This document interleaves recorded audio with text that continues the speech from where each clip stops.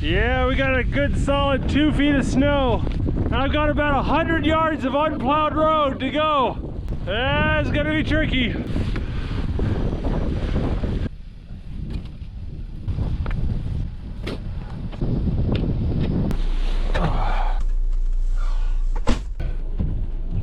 We've got absolutely no visibility.